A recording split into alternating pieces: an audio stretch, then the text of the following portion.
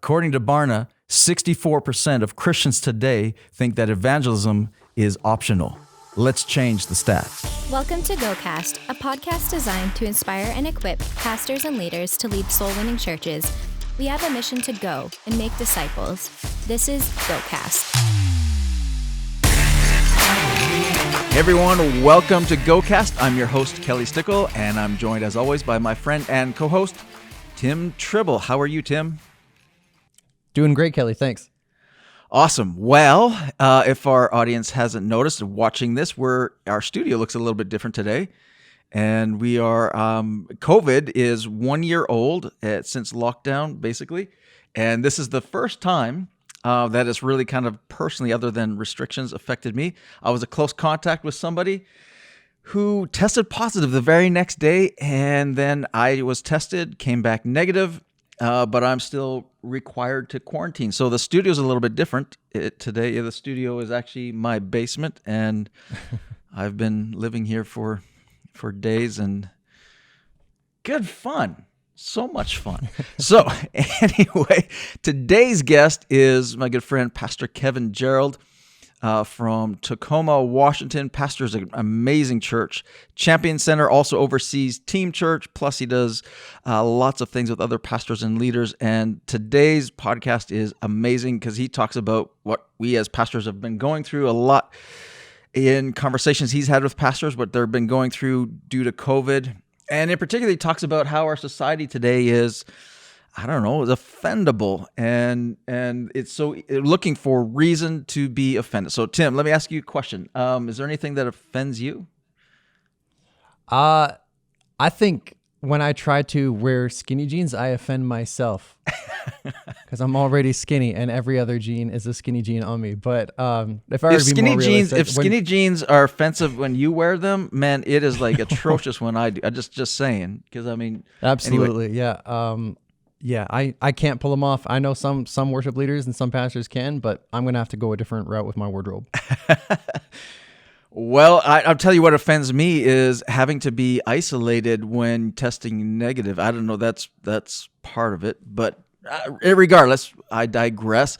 This conversation, I think, is going to be really helpful for pastors, leaders, anywhere, everywhere, as we talk through a lot of the commonalities of what we have all gone through because of this COVID season, the pandemic, the requirements, restrictions, no restrictions, the changing government stuff, all the stuff that is easily offendable. Plus, on top of that, all the political dynamics that are happening, everything else that's going on, how it's affecting the church. And Pastor Kevin has great advice. So without further ado, let's go now to my conversation with Pastor Kevin Gerald. All right. Well, hey, Pastor Kevin, welcome so much to GoCast again. So good to see you. Thank you, Pastor Kelly. Good to be here. I'm excited about talking to you today. Yeah. Well, this is gonna be good. This has been it's been a crazy time for sure. So you've been senior pastoring now for over 35 years. You ever been through a year like this last one? Never. We've seen lots of things as pastors, but this is Yeah, we've been through some stuff, but yeah, this one is unique and different than anything that we have ever been through. Man, so talk to us about, this whole thing hit, and as we're recording this, I was just looking at the calendar and I was like, this is like we're like exactly 1 year ago is when the whole world, or our area anyway, most of the world locked down. You guys, I think, were locked down before most, because Seattle was kind of a breakout point at the beginning. But yeah. So talk to us about how at the beginning of all this you reorganized your staff and the church at the beginning, and made some major changes. Talk to us about what you did. Well, we just basically shifted our focus from what we were doing in terms of the live service and the live weekend on site to accommodate our online experience for adults and for children. And then we just took our whole staff and went through everybody's job description, what you do in a given week, and reassessed what our needs were in this new season that we were in, and just kind of put people in different spaces and places. And of course, some of the team didn't change at all. Yeah. But even like a location pastor was reassigned different direction for what they were doing, and their job description changed quite significantly to try to match up with the needs of our church and our family. Yeah, it was you were online already before and had quite the online ministry already going. But I mean, it when this whole thing happened, it was I don't know, just a personal shift in going, okay, how do we pastor these people now a little bit more rather than just broadcasting a service? Yeah, exactly. The experience, we tweaked it and did a couple of things that we had said we were going to do all along, been noticing and wanting to do, but we got really serious about upping our game with the experience. We also really went to bat for our children's online experience and created something that we're really proud of and excited to be able to offer children online, parents/children online. But Awesome. yeah, it was more of the other stuff, like you're saying. It was how do we serve our congregation now? And I mean, it was everything from creating what we call the phone trees, the phone calls, to taking food and leaving it on their doorstep if we heard they were quarantined. And yeah, there's all kinds of different missions that we set out on to. I asked our team, I said, get me to the perimeters of our church family. So Yeah. we're pretty much able to have data and updated stuff on your teams and people who are involved and people who are giving. But then there's these other people that are more on the perimeter of your church, and they call it their church and so forth, but you know who they are. You know what I'm talking about. Yeah, absolutely. They're in the seats sometimes often, but they don't show up in the data as much. Anyway, we just made up our mind to try to go to the perimeter of our church family and do everything we could to serve everybody. That's really cool. And it's been working. I mean, you guys have, you've seen the results, but it's kind of cool to see that shift in focus, even among the staff, and going, okay, I mean, the church gets stronger in its care for people and in different levels. That's anyway, you found that, I'm sure, with your team as well. Absolutely. Our church and our team, it was fun because I think some of our individuals or team members who were doing things different, they were looking around them and realizing, well, we're almost all doing something different. Yeah. So laughing at each other and helping each other and engaging one another and getting, people being out on the streets and in cars who were always in offices and mobilizing in ways like that, getting a team together to produce children's programming at a high level. And so the production teams, as well as the, just the musicians and the singers, and having to do it from not being able to be in a church setting to do it. And anyway, it just created a whole different creative sort of flow that it got fun. I think it was definitely, it wouldn't be telling the truth if I wasn't saying it was taxing at the same time. Right. Yeah. Tired. Our staff was exhausted, but it's been a great journey for us. Very, very cool. So out of all this, what have you learned personally I don't know, what stands out to you that you've learned personally in the last year? Well, I hope I've learned a few things in this, because like we said, there's never been a season like this. But I'll tell you what stands out when I hear you ask me that question. The first thing that jumps in my mind, it's a little bit deeper maybe of a topic, but I really found out how different the kingdom is than the world. And the kingdom way, God's way of doing things, became a real obvious, different. There was a differentiation that happened in my mind that became so obvious that I don't really see in the normal. I hadn't really seen in the normal scheme of things this kind of differentiation. Wow. I knew we were God's people. I knew we were church people. I knew they weren't. We were. We went to church. They didn't. Some things like that. But it became very apparent to me how different church people were, God's people were, kingdom people were than the world. And then it became apparent, and this isn't completely positive, I guess, but that there were people who go to church that were not yet kingdom minded. And so some of that was a real, I don't know, wake up call for me, I guess. That's very powerful, and we'll press into that a little bit more because I want to hear a little bit more about that revelation on the kingdom. We'll like to talk about that, but I want to touch base on you held a pastors gathering in December, and you gave those who were attending 4 questions that you've been asked multiple times by pastors. I mean, you talk to pastors and leaders all the time, you saw these. There's 4 common questions that, as a result of 2020, that kept coming at you.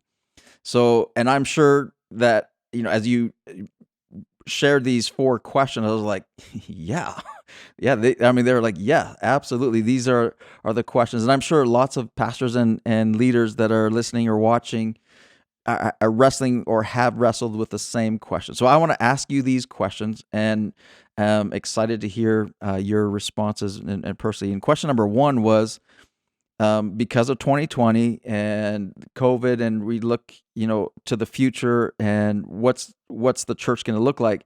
Will the church be weaker or stronger in the future?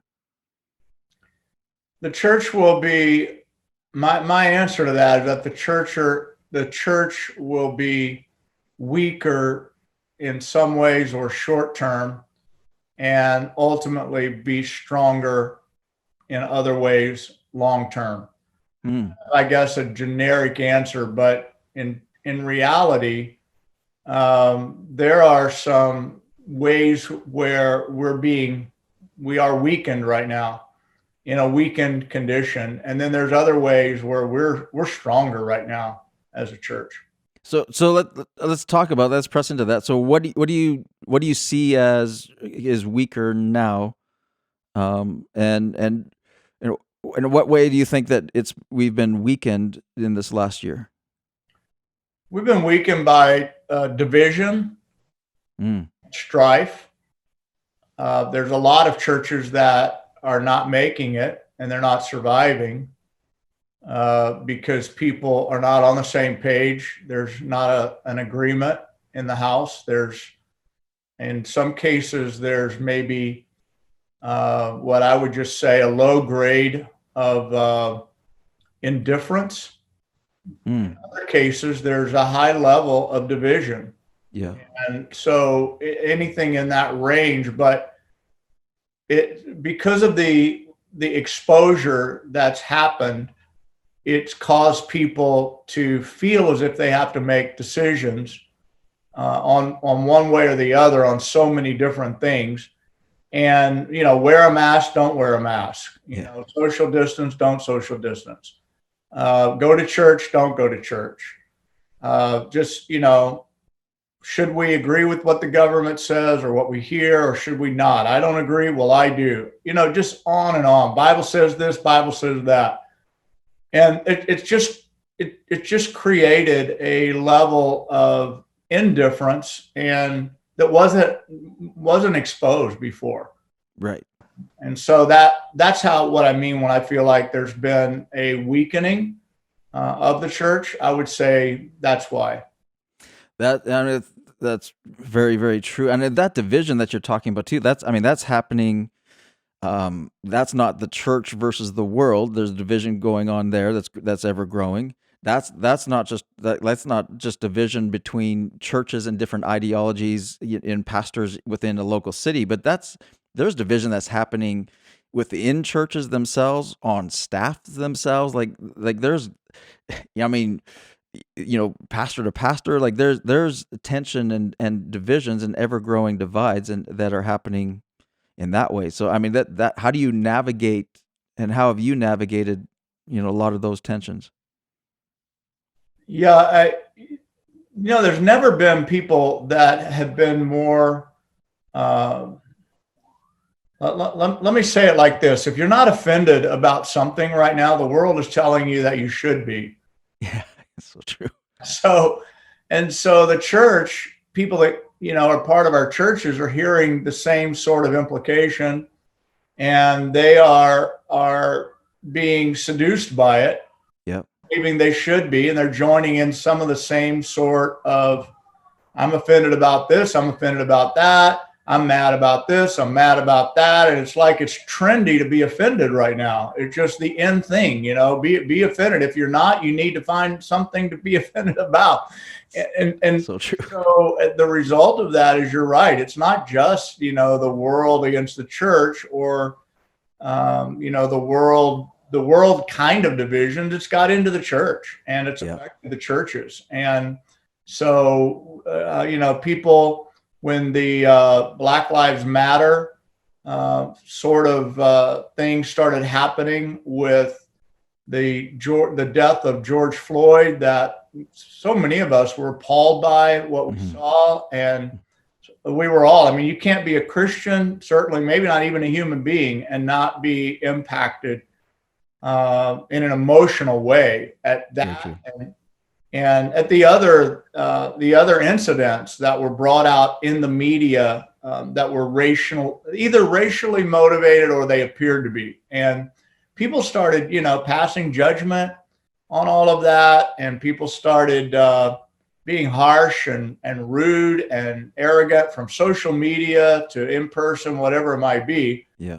And all of that, just, you can't have a world like that and be a part of something like that and not have people taking sides and creating division and strife. And so our churches have been impacted. And, I think all of us in some ways are brokenhearted about the people who have, no longer friends with one another, people that have decided to not go to a church anymore because of something like that, pastors who have quit.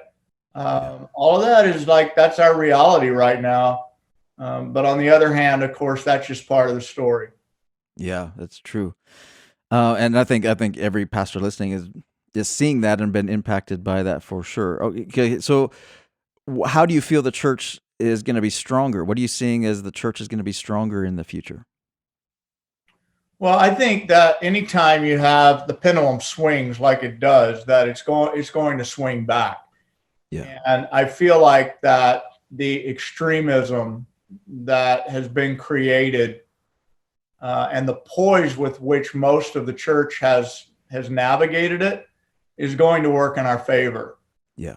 I feel like that we, as a whole, I'm just speaking as a whole, and I know much of this is going to be viewed by churches in Canada who, right now, I would say you guys are experiencing an extended level of some things that we're starting to see, a change or a shift in a good direction in the States. Yeah. But I would say just continuing to be poised and continuing to trust God and continuing to have faith and confidence moving forward, while not being or surrendering to the rhetoric and the divisiveness of the world. Yeah. The pendulum is going to swing. It's like we're holding on, where our anchor is sure the storm will end and the sun will shine.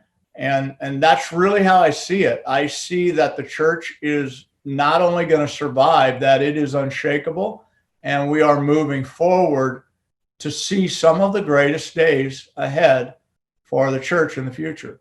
Amen. Yeah, absolutely. I agree. All right. Question number 2 that you said pastors are multiple pastors are saying is, will people who don't return to physical locations return online? Well, I think some people are definitely have drifted away from church, completely, and I want to acknowledge that. In my optimism, in my faith, I want to acknowledge and just say, I know that there are people who have drifted completely away from church. They either never started online, or they started and they're like, not into it, not their cup of tea. So now they're just not anywhere. But I do think, on the other hand, and I watch this in our own church, and from what I hear, it's happening in other churches as well, that while some folks have disappeared off the radar, some out of offense, or others just drifting, there are other people that have appeared on the radar. People have come, and some of those people are people who parents took them to church when they were a kid, for example. Right. Now those memories are kicking back in, and it's the idea that, wait a minute, maybe I do need God. Maybe I do need Jesus. Maybe my family and my children need a church. There's some of that, I think, where people are reappearing, if you would, that didn't just leave recently, but have left somewhere along the way the church. And there's something in them sort of sparking, a desire to get back. So good. Then I think there are other people who have more recently in their, church relationships, have gotten out of their church, or their church went through something and they just kind of quit, and they've started coming back. And so we're seeing an entrance back into church and community, while others are exiting, others are coming. And it's almost as if we're in a reset, if you would, toward our future. And it's like the team is being reconstructed. It's like the team has fallen apart, if you would, in reference to team church. And I don't mean completely, but I mean, we lost our tight end and we lost our quarterback, and and it's being reconstructed around maybe a new offense. And we're coming into a new day. That's what I am seeing happen.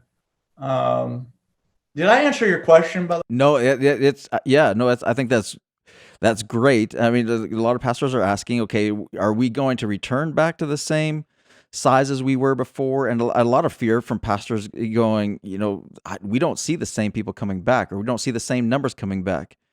And wondering, okay, and then I think every pastor I talked to, we were super excited. Everything shut down. Our online attendance before Easter last year was off the charts, and everyone's going, this is the best we've ever seen. And then it got really quiet after Easter. Everybody kind of went on the decline, and pastors started panicking. So, and wondering, is it ever going to get back to the same? Yeah. So I wanted to just get really clear on my thoughts on that. We saw the same thing. I mean, last year, Easter was off the charts, like unbelievable attendance with the online and crises we were going through.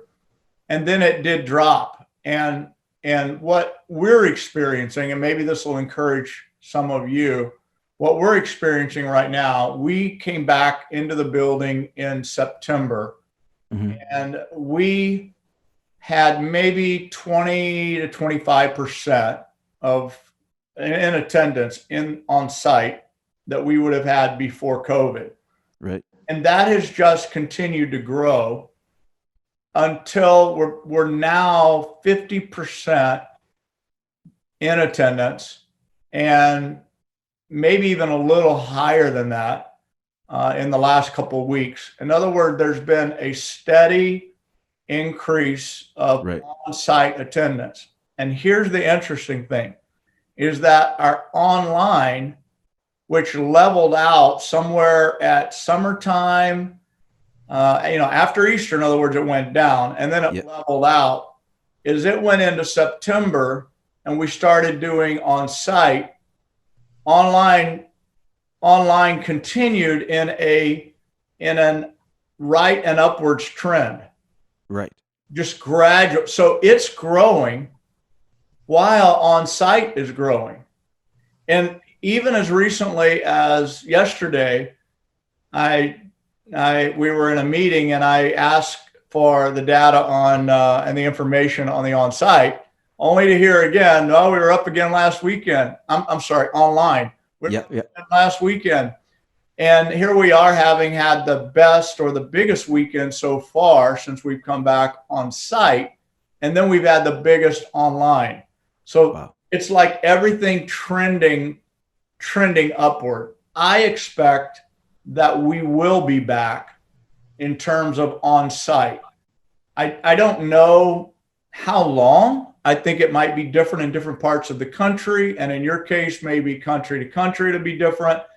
But I do think that we will be back, and we will be back at capacity, and your churches will be full again. That's my prediction. Yeah, well, I'd have to confirm what you're saying because our numbers, our trends have followed exactly that pattern. And we've seen that exact same thing, almost percentage-wise, is eerily similar as well. And yeah, across the border, we're seeing the same type of thing that, when we open back up, we're allowed to meet with 15% per service capacity.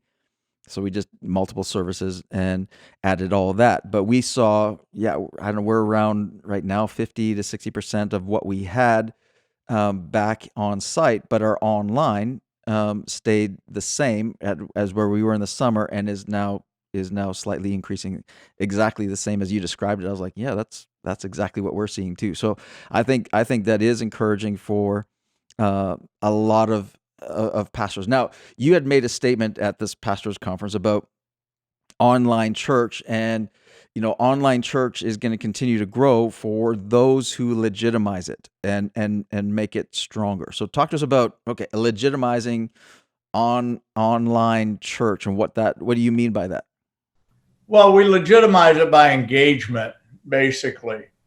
So real decisions towards interaction, things like giving, serving, baptisms, watch parties, we membership, growth track. That's what I meant when I said legitimizing. Yeah. Is that it's made legitimate by becoming more than something people observe and watch. It's not just watching church, it's being church, doing church. Right. Hearing the message, hearing the opportunity, and acting on it. Right. And so that's, to me, what legitimizes the online experience. And I think without that, it won't grow. Observation will have its limits. But when it becomes participation, I think that's when you can expect that the experience itself will take on meaning and fulfillment for people. And you'll begin to, and like I think in your case it's happening, in our case it's happening, you're beginning to see people out there who are maybe too far away really to come and attend on site. In some cases, like us, they would belong to a military community, for example, a retirement community, things where it makes it, even more conducive for them to actually gather together themselves and become a watch party, we call it. So I think that's where people really, the legitimizing of it begins to happen, and it has a life of its own. Yeah, that's good. Okay, well, question number 3 now that pastors are asking, and I think this leads into what you were saying earlier, is that we're seeing some people that have drifted away from the church not coming back. Well, at the same time, there's people that weren't in the church that are now coming in. So with all of this dynamic happening and that shift happening, how is it going to impact, and pastors are asking, how is it going to impact finances and giving? Well, I think that depends on, again, how we're set up and how we lead. In many cases, in our case, as well as in many cases that I'm hearing, giving has been, at the very least, consistent and stable. And in other cases like ours, it would even be increasing. So there's reason to believe and understand that if it's led right, and if the opportunities are already in place, especially for online giving, and the habits are already there, there's no reason to believe that that's going to change. I don't think that's going to change. And I really believe that even in Canada, that, I don't know, I just think however long this takes for it to flush out and us to get, back to some level of normality in terms of interaction, I think you're gonna see people ready to break back out of the cluster and the quarantine and want to give. So my point, I guess, is that I think giving can be sustained in the meantime, because I don't think it's 5 years. I don't think it's 10 years. I just think giving is okay. It should be anyway. And if you're not experiencing that, then I would just encourage you to start asking what you can do. There's always something you can do as a pastor, even if it's a smaller church, and you might feel like, well, I don't know what to do. Believe that there's something you can do. Have some conversations, get some input, because I think people have the ability, if they gave when they were coming, they have the ability to continue to give even though they're not. So, yeah, I mean, you said that your church in 2020 giving increased even. I mean, pandemic and economy and all the craziness that went on in 2020, it went up, and that there's stuff that we as leaders can do. What is something that or strategy that you did, or something that a reason for in your leadership, or what your team did, or what the church did, that created that confidence in your people that actually giving increased? Well, I don't know that it was a lot of what we did. I think there was, again, we had already for a long time been encouraging people to systematic online giving, whether you came or not. So when you go on and you do your online giving, the ability to give to that location and so forth. So we created a new website. We simplified some things for this season, and giving was definitely part of that. We facilitated that. Another thing we did was that we communicated what we were doing in this season for our community, and how we were helping people and helping our church, and some of the needs and some of the ways that we were financially supporting people in our church family first. Yep. Also into our community. Our foundation is mainly the community outreaches that we have. I think people really they appreciated seeing the footage and the films and all on our weekends of how we were serving our church family. We had people that, during the summer, people who were losing their jobs, and we were taking checks to people, dropping off groceries to people in our church family. We had people who were put out of housing. I looked at a little note yesterday from a family that doesn't go to our church, who lived in the same subdivision as a family that does go to our church. The family that doesn't go to our church had a fire in their home last year. Wow. So in the middle of everything, their house caught on fire and burned down. The family in our church reached out to them, offered some some of their home for them, and then also notified us at the church, and our foundation came alongside them and gave them resources and finances to actually get in a new home, as well as help sustain them in the meantime. Yeah. I read a note from those people. So those kind of things we shared with our church family during the year. We talked about that. We also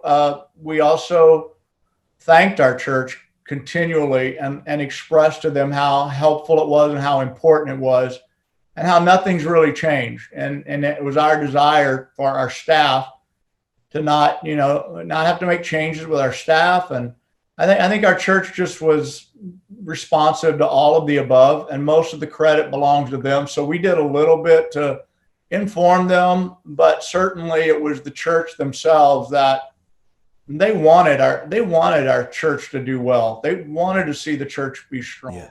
And so that, yeah, we had a great year financially. That's awesome. I don't know. There's so much what you said in there. There's so many. I don't know, key principles. I think that is huge in leading our church.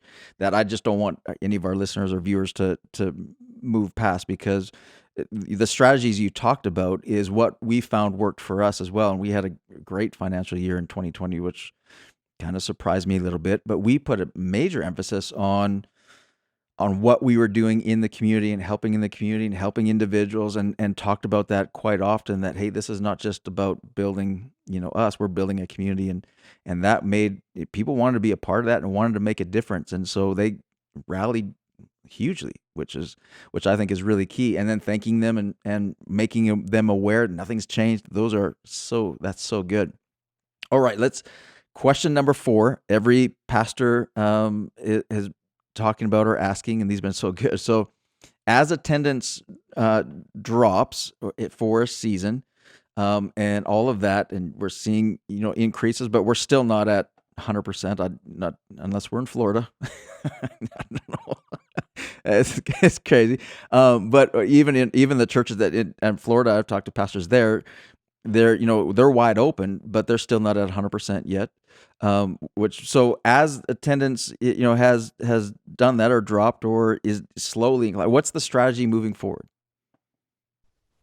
Do you mean strategy in terms of the attendance, or? Yeah, well, I think just us as pastors and going, okay, so what do we do as pastors? Well, to make sure, I guess, to ensure that that our attendance will continue to grow, and that we don't panic at the fact that hey, everything's wide open, and maybe expect that 100% are immediately going to come back when everything is wide open. What do we do in the meantime, and how do we make sure that we can continue to grow moving forward?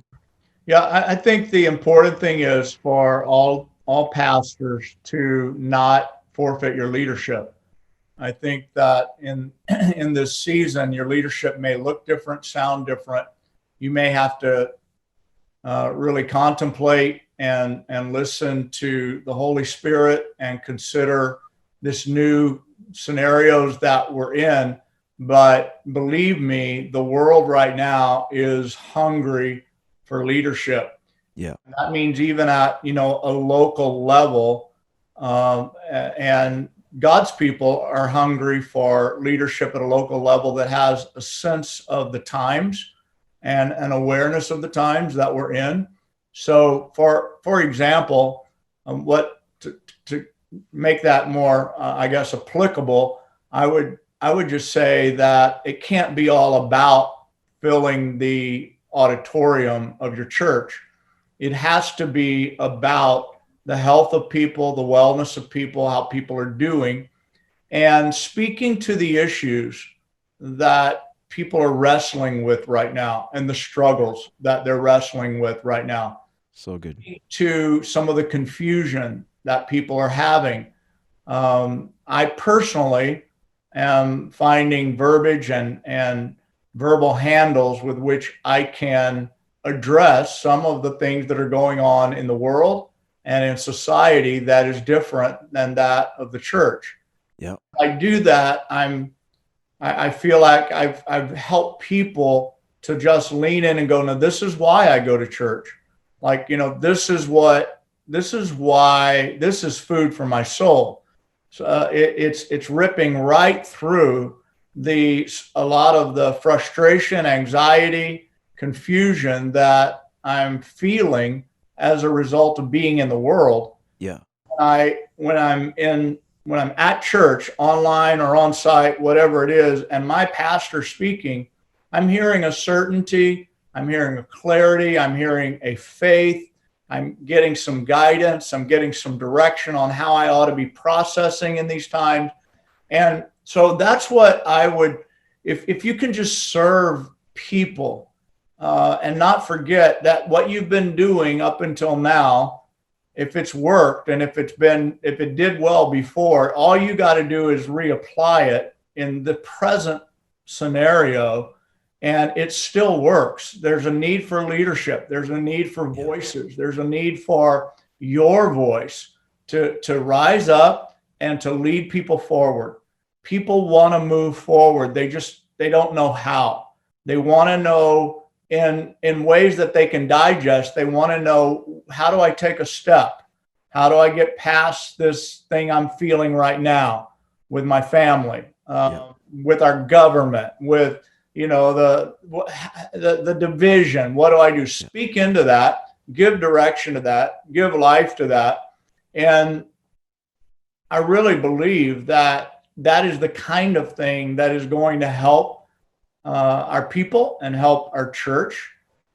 You're in a lull right now, but you're going to come out of it, and you're going to get up on the other side. And you're going to begin to get your mojo back, your traction back, in terms of people wanting to be around and people wanting to come, as long as you'll speak to it. I'll give you an example. I said last weekend, and we can get more into this, Kelly, as you prompt me about, just dropping my philosophy on dropping bits and pieces into my message. Yeah.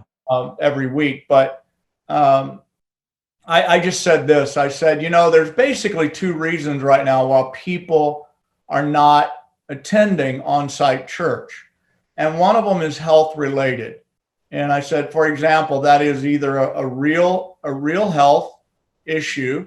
Maybe it's someone in your home that it doesn't have a strong immunity system, and you owe it to them not to get out and have exposure. Or maybe it's imagined or concern having to do with you getting the virus or someone else in your family getting it. A health issue. That's one reason people aren't attending. Another reason is habit. And I said, so I want you to follow me on this, church family. I want you to hear me. Some of you started off with the health concern, but you've moved past that now. And that's really no longer a concern, but the habit is what's keeping you out. And so I quoted the Apostle Paul, not to forsake the habit or set aside the habit of coming together. I think that's the NIV version. He uses the word habit. Yeah. As the manner of some is, all the more as you see the day approaching. And so I just got pastoral for a few minutes, and I ask them to consider, is this a habit that you're dealing with, and a habit that you've slipped into in this time? And is it really what you want for your family? Is it really what you want for your future? Are your children going to do as well? We love online. We have online, but are they doing as well? If not, how about, and I said this, I said, I don't know what the Apostle Paul was actually referencing when he wrote that. But there were some people who had got in the habit of not coming to church. Yep. It was probably related to some kind of fear. I don't know if there was concern about gathering because of what would happen and the repercussion of the consequences with the government. I don't know, but there was probably some kind of fear he was addressing, much like we're dealing with right now, that led them away from the habit of gathering. And just like he was encouraging them to come, I'm encouraging you to come. So that's just an example of that's pretty good. I'm trying to guide our church forward, and I'm not finding people getting mad about it. I'm finding people, saying, thank you, Pastor. You said such and such 3 weeks ago, and the next week I showed up in church, Thank you very much, so that's kind of what we're doing. I think, it's so good. And I think there's so much that we could pull out on that one just alone. But I think if I could sum it up and just make sure that I'm understanding what you're saying, but I think a lot of what people are looking for today, they're looking for leadership. And what is lacking probably more than anything today is leadership. And if we as pastors can lead people, and a lot, that's sometimes like you're saying, addressing the very thing, like, hey, let's just address the fact of why people aren't showing back up.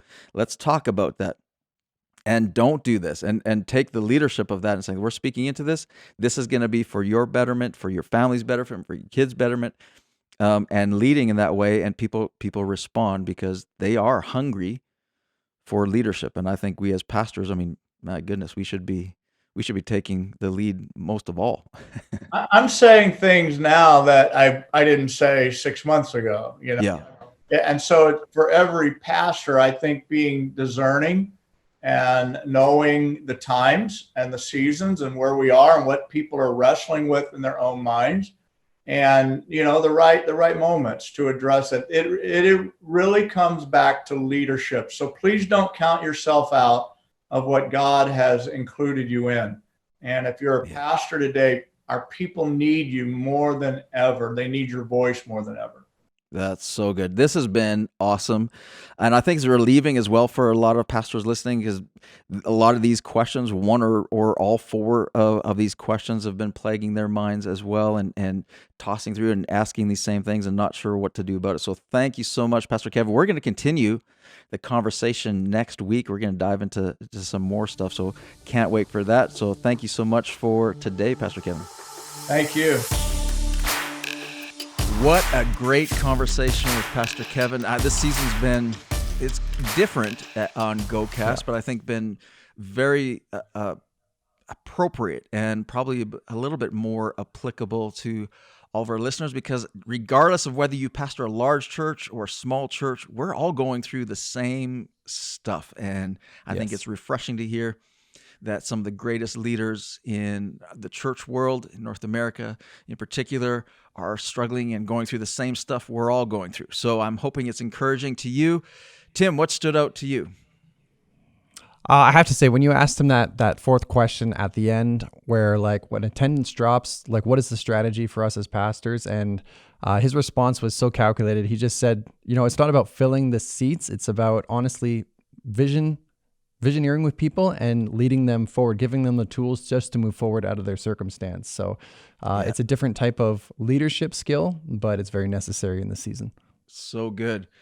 It's true. I think a lot of us as pastors have reevaluated what is most important to all of us in this season. What was seemingly important has become less so, and we're reevaluating and reorganizing around some of the vitals, which I think is really, really good. Well, we want to continue this conversation with all of you, those of you who are watching or listening to this podcast. This is not just us talking to you. We would love to connect with you and continue the conversation and talk as pastors what you're learning, what you're going through, what resonates, what doesn't. We'd love to hear from you. So, Tim, how do people connect with us? Absolutely. You can catch us on all the major podcast platforms, including Instagram, gocast.ca, Facebook, you name it, we're there. Awesome. Yes, please connect with us. We would love to continue the conversation with you on all of our social media platforms, the website, YouTube as well. And next week, I am so excited for this conversation. I get to interview Dr. Gerald Sitzer, who wrote a book called Resilient Faith. And I know you know who that is, Tim, because I could not stop talking about this book after I read it in January. It was a book that basically rocked my world. And so get to interview the author himself as we go through Resilient Faith, which is a deep dive into the early church in the 1st, 2nd, 3rd century. Letters written back and forth amongst them and from Roman officials as well. And the effect that really has on us as the church today, the contrast between the early church and the church today is pretty stark. And so this is a fascinating conversation you're not going to want to miss. So join us next week in our conversation with Dr. Gerald Sitzer. Thanks again for joining us on GoCast, and we'll see you next time. Thank you for joining us for this episode of GoCast. We hope you feel inspired and better equipped to take your community for Christ. Make sure to subscribe to receive each new episode as it's released. Let's go and break the stat together.